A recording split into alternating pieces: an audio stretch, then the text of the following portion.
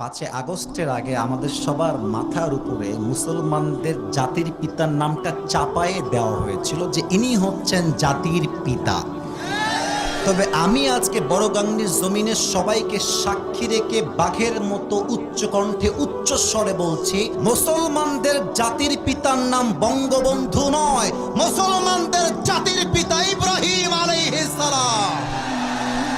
অতএব নেক্সট টাইমে কোনো বাপের নাম জাতির বাপ হিসেবে, দাদা হিসেবে জাতির পিতা চাপাই দিলে ওর পিঠের চামড়া একটাও থাকবে না। যুবক ভাইরা, এ দেশটা চলবে বঙ্গবন্ধুর আদর্শে নয়, এই দেশটা চলবে আওয়ামী লীগের আদর্শে নয়, এই দেশটা চলবে বিশ্বনবীর আদর্শে। যুবক ভাইরা, এটার জন্য যে জীবন দিতে হয়, জিহাদ করতে হয়, জীবন দিব আমরা, শহীদ হব আমরা, রক্ত দিব আমরা।